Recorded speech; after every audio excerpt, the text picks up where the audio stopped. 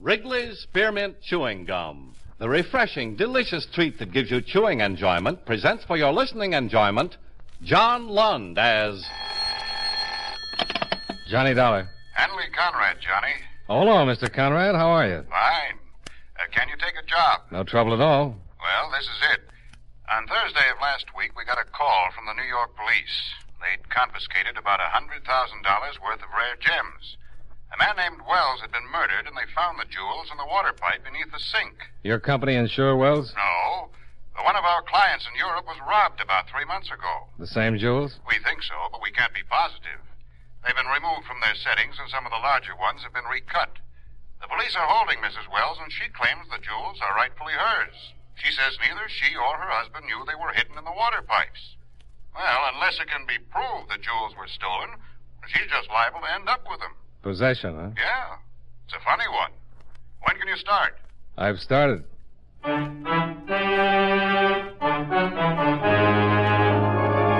The makers of Wrigley's Spearmint Chewing Gum bring you John Lund in another adventure of the man with the action-packed expense account, America's fabulous freelance insurance investigator. Yours truly, Johnny Dollar.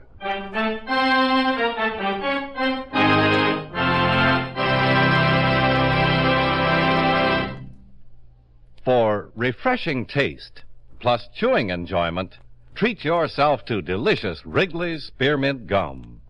When your mouth and throat feel hot and dry, a stick of Wrigley's Spearmint gives you quick, long-lasting refreshment. The lively, full-bodied spearmint flavor cools your mouth and freshens your taste. The chewing itself helps keep your throat pleasantly moist. Best of all, you can chew and enjoy refreshing Wrigley's Spearmint Gum almost any time and any place. Keep a package handy right in your purse or pocket so you can chew a stick whenever you want it. For refreshing taste plus chewing enjoyment, treat yourself to delicious Wrigley's Spearmint Gum. Millions enjoy it, and you will, too.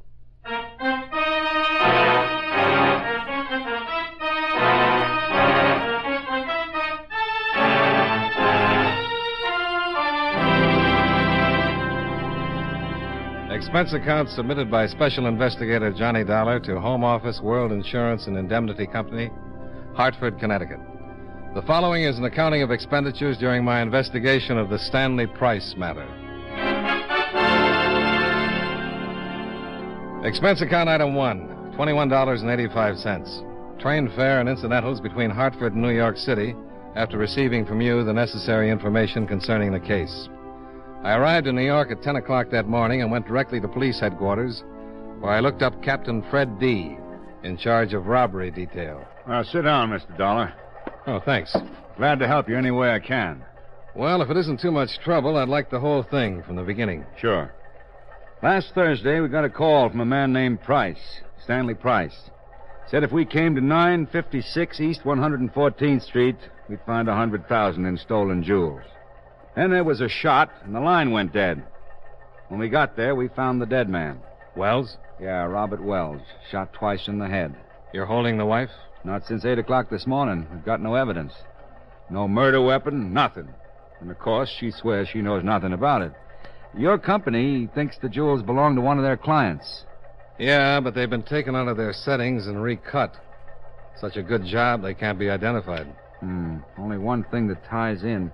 Wells returned from Europe last Tuesday. Been over there for about 3 months. The robbery was abroad. Yeah.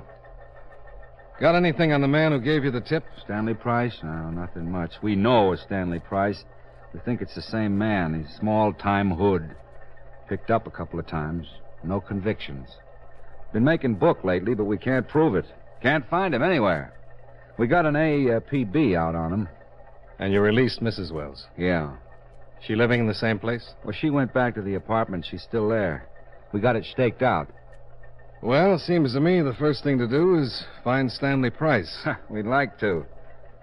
I've got an old friend that knows all about small-time bookmakers. I'm going to drop by and have a talk with him. Anyone I know? Oh, probably. But he'd be hurt if I mentioned his name. Hope you make out. Now, what about the wife? You going to see her? After I take care of a few details. What's she like? You won't mind a bit.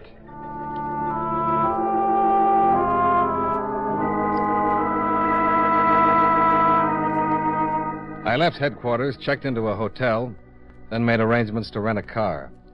At 12:30, I was pulling up in front of a brownstone in the village where an old friend lived.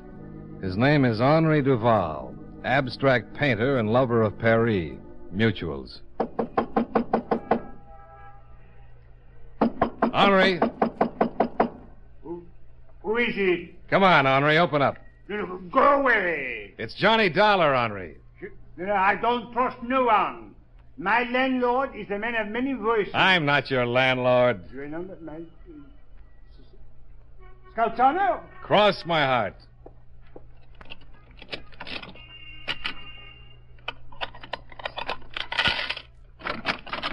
Johnny, mon ami, Johnny. I haven't much time. I need a favor. Asseyez-vous.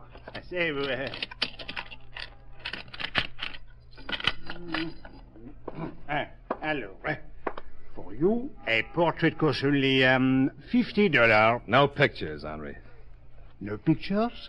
Ever heard of a man named Price? Stanley Price? No. Paid your rent? Same answer. I have a small $10 bill here. Mon ami, you would attempt a lowly bribe? Well, what do you know? Here's another 10. You know, I would ask you to stay for lunch, but Greenbaum will not even let me look in his delicatessen window anymore. 25? Bien. But I only do it because I have the love for Greenbaum. Show a little interest in Stanley Price for a minute. Stanley Price, here. Peasant.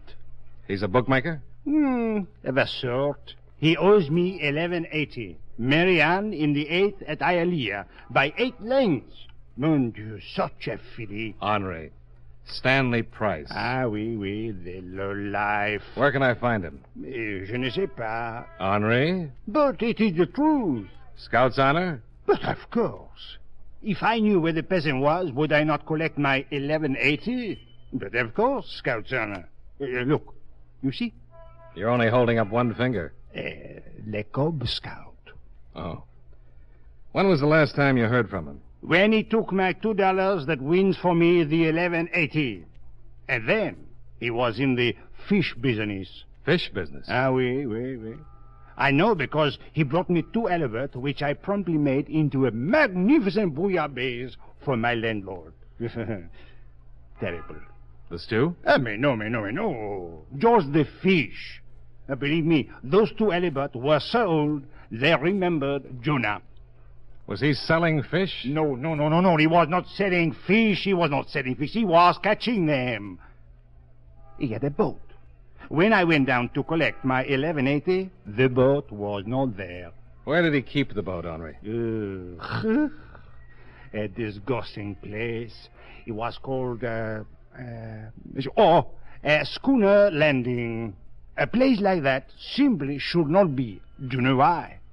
Stinks. Well, thanks, Henri. But you are leaving? Yeah, you can unlock the door. Wait.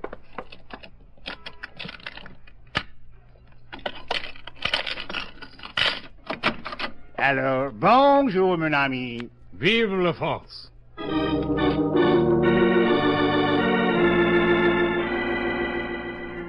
I climbed back into the rented coupe and drove to the waterfront where I finally located Schooner Landing. A lot of small boats were tied up in slips, and an old man sat outside a shack at the head of the dock, sunning himself. Hello. Hello? You run this landing? Yep. You know a man named Price? Stan Price? Yep. Yep. Seen him lately? Nope. When was the last time you saw him? You're a cop. Nope. That's too bad. Why? He owes me a week's rent on a boat. Skip out? Yeah? Understand he was fishing down here. That right? Yep. How long ago did he rent the boat? 2 weeks ago. When did he skip out? About a week. Anything unusual about Things that he did? Well, he weren't no fisherman. Why do you say that? And he didn't know the first thing about it. Fishing, that is. When he first rented my boat, he used to go out for 2 or 3 hours, come back with a couple of fish. He didn't have no gear to speak of, no live bait. Just a pole. Well, didn't that seem kind of strange? Weren't none of my business. He had a license. You mean a regular fishing license or a commercial? Yep. Commercial? Yep. Did he do anything unusual the last day he was down here? Well, don't know.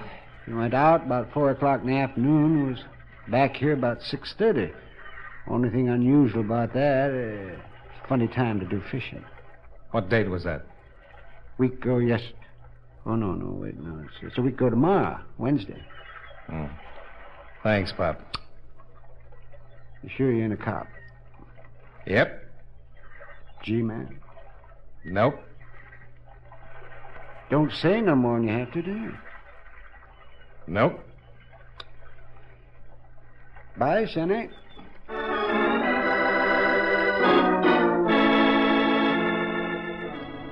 I left Schooner's Landing and made a beeline to the Bureau of Licenses, where I located the fishing license that had been issued to Stanley Price. It had his picture on it, and the clerk allowed me to take it. I thanked him, then climbed back into my car and headed for 956 East 114th Street and Mrs. Wells.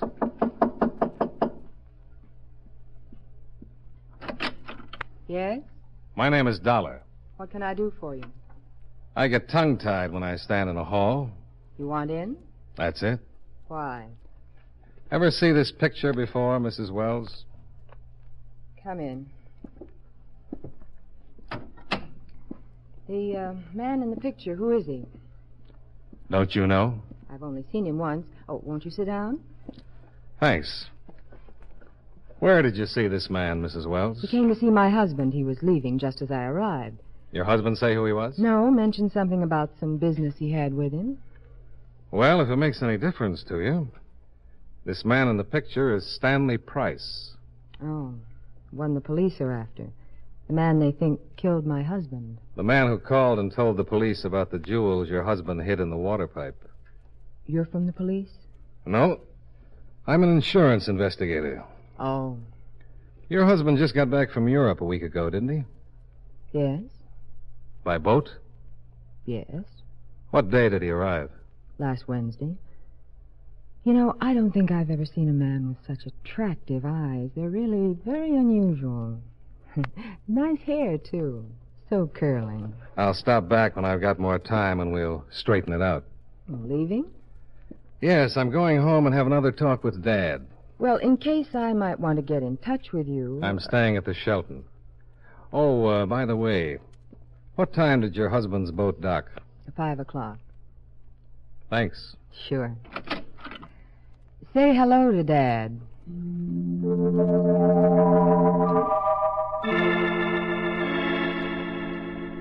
I finally managed to get down to my car and drive back to the hotel. I called Lieutenant D and briefed him with what had happened to date. Then I went downstairs to get some lunch. As I crossed the lobby... Don't turn around. What is this? Just keep looking straight ahead. I want something. I was just going to have some lunch. It'll keep. Will it? I haven't got much time. Give me the picture. Oh. Let's have it. And if I don't?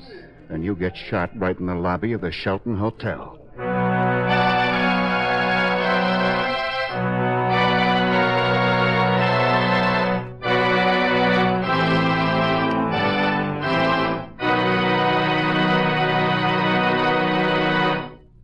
Friends, no matter what kind of work you do, it's a real help to chew delicious Wrigley's Spearmint Gum right while you're working. When you're warm or tired, for instance, the lively, full-bodied spearmint flavor is really refreshing. It helps keep your mouth and throat feeling cool and moist. Chewing on that smooth, good-tasting piece of Wrigley's Spearmint makes the time pass more pleasantly, too. It seems to make your work go smoother and easier. Keep a package or two of Wrigley's Spearmint chewing gum handy all the time. Enjoy chewing Wrigley's Spearmint while you're working and at other times. That's Wrigley's Spearmint Chewing Gum. Healthful, refreshing, delicious.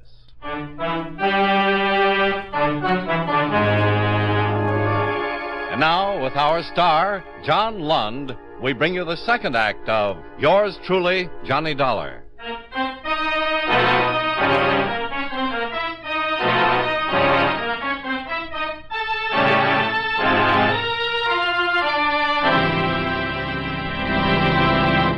Let's have it.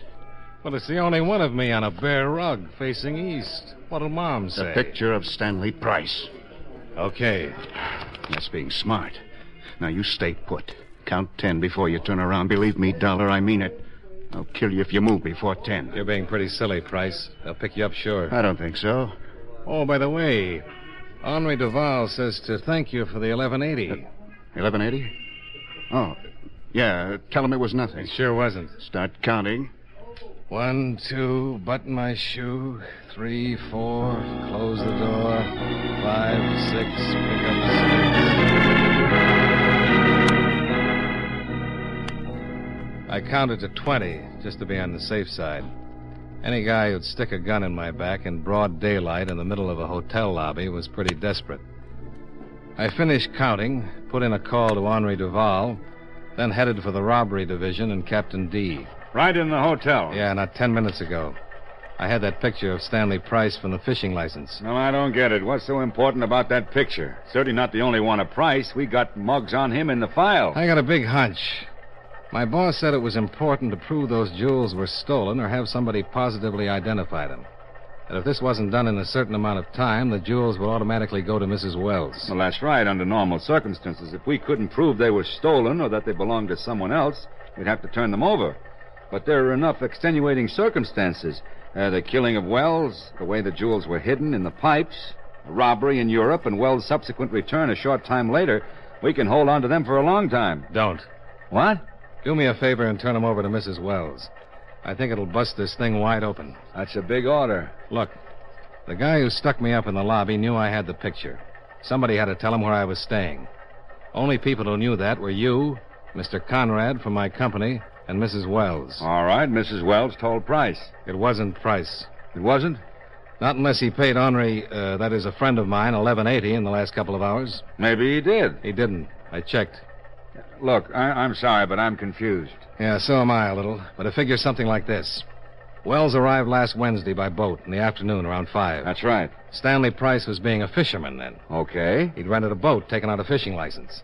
The day that Wells arrived, Price went out in the afternoon, stayed about 2 hours, came back, and then disappeared.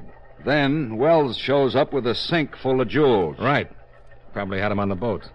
Avoided customs by dropping them overboard, and Price picked him up. Yeah, and Price could have killed him for them. Oh, it doesn't make sense. Wells was killed in his own apartment. Yeah? If Price picked up the jewels out of the water, why go to Wells, give him the jewels, let him hide them in the sink, kill him, leave without getting them, and then call the police? I'm convinced. Another thing. The pickup was pretty carefully planned. Wells couldn't have done it all by himself. He was in Europe. Somebody here had to plan it. Someone who knew Wells had the jewels. The wife. Yeah, looks that way. And the guy who stuck you up wasn't Price. Maybe there's a third party. Yeah, it could be, but I doubt it. I'd like to go down to the morgue and take a look at Wells. Sure, I'll call him.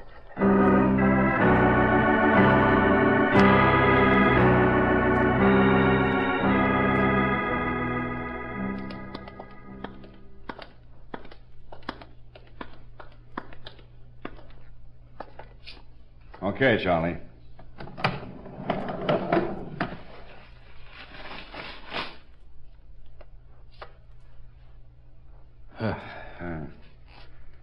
Didn't help his face. How'd you get an identification? The wife. This isn't Wells. It isn't? This is Stanley Price. You sure? The picture on the fishing license. This is the same guy. I'll have Mrs. Wells picked up. And miss out on the big catch? Let me take the jewels over to her. It'll look official. Insurance company agent and everything.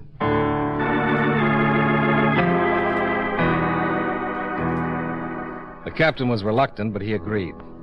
We went back to headquarters, and he presented me with $100,000 in jewels. I left for Mrs. Wells' apartment, followed by 2 of New York's finest. The captain was agreeable, but cautious. The The boys staked out across the street, and I went into the building and up to the apartment.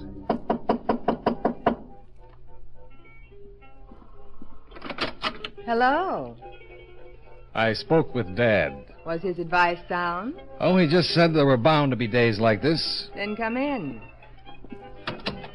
Is this going to be business? I come bearing gifts. Oh? I'm afraid the police can't keep these any longer. The jewels? Mm-hmm.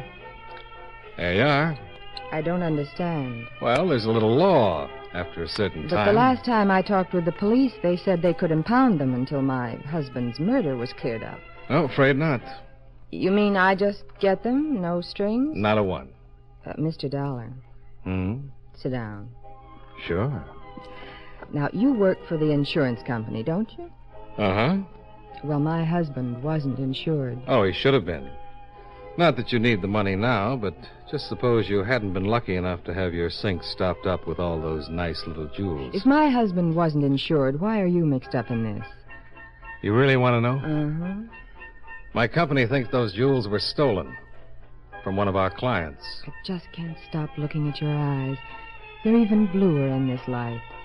Honey, get to it. All right. I think something's real wrong.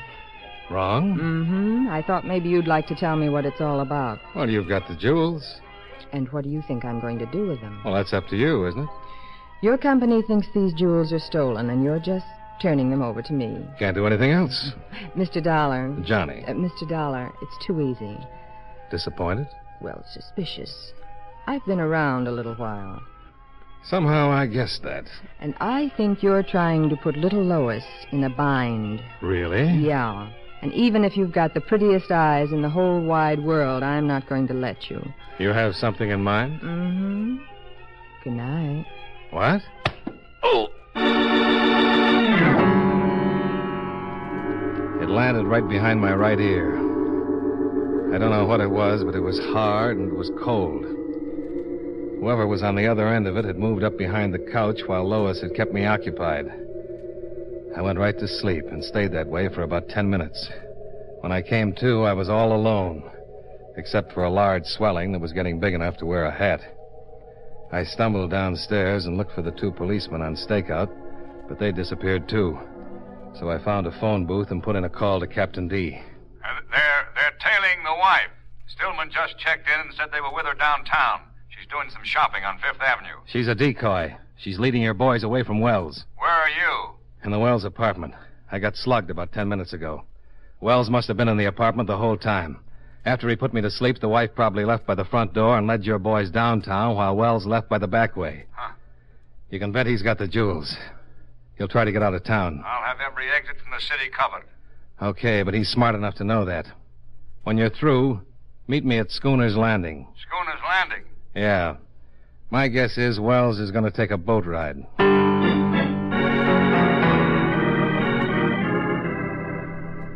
It was about 4:30 in the afternoon when I arrived at Schooner's Landing. The old man was walking up from the slips. Hello, Sonny.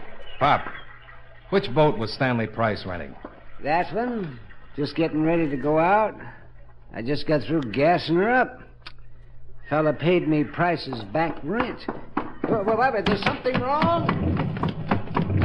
Bob, Dollar. Good afternoon, Mrs. Wells. Bob! Drop the gun, Dollar. Drop it. The police are right behind me. Okay. Sit down. You taking him? He's an insurance man. He's going to be our insurance. If the police try anything, I'm going to shoot you, Dollar. Hold the gun on him while I get us out of here.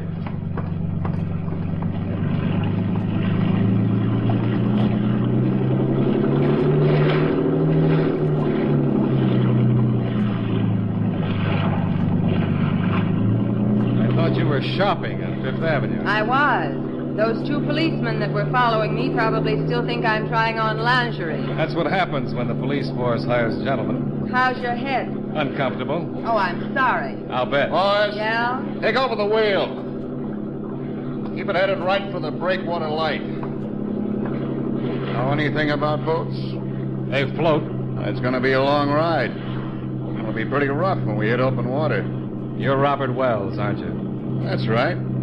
How'd you figure it? I saw Price in the morgue. Your wife identified him as you, but the picture on the fishing license showed he was Price. You didn't know whether I was working with the law or not, but you had to get the picture to give yourself enough time to get out of the country. I knew the damage you could do if it got to the police. Why did you kill Price? He wanted 50% to fence the stuff. I said no and then caught him phoning the police. Had to kill him. So you put your papers on him and told your wife to identify him as you. The jewels were in the pipes under the sink. I knew the law would be there in 10 minutes, so I had to take a chance they wouldn't find him. Bob, there's a boat coming up pretty fast. So what? I hate to spoil the party, but I think it's the Coast Guard. Bob! Shut up and stay with that wheel. It looks like the police. Shut up! All right, Dollar. Get up on the bow. Oh, I'll get seasick. Move. I want him to see you. Look, I don't swim very well. How about if I take this life preserver? Put it down. Sure.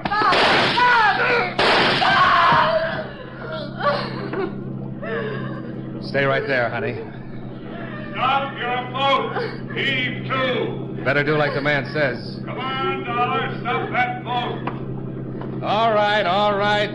Keep your barnacles on.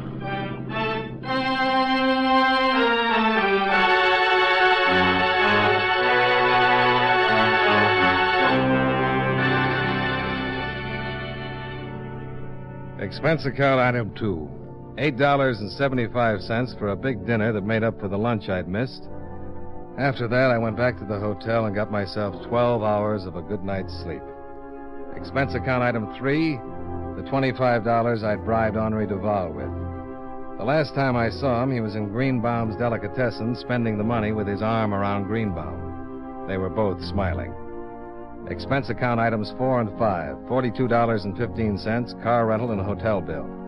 Item 6, $15.65, train fare and incidentals back to Hartford. Expense account total, $113.40. Yours truly, Johnny Dollar.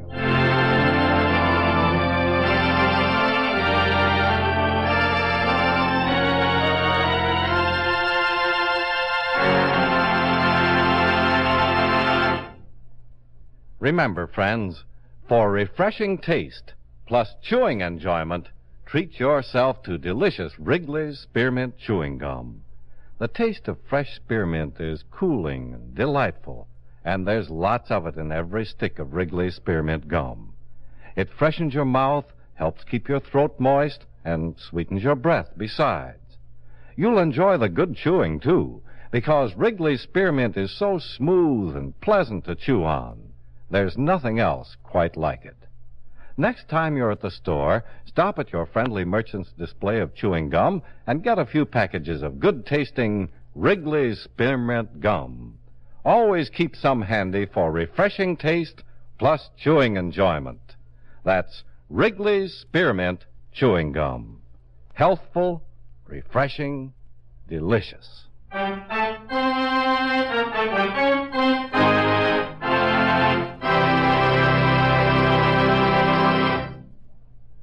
Yours truly, Johnny Dollar, brought to you by Wrigley's Spearmint Chewing Gum, stars John Lund in the title role and was written by Blake Edwards with music by Eddie Dunstetter. Featured in tonight's cast were John Stevenson, Kenny Delmar, Jay Novello, Howard McNear, and Mary Shipp. Yours truly, Johnny Dollar, is produced and directed by Jaime Del Valle.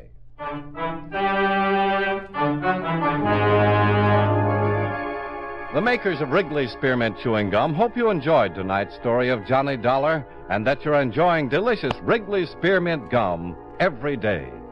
This is Charles Lyon, inviting you to join us again next week at this same time when from Hollywood, John Lund returns as... Yours truly, Johnny Dollar.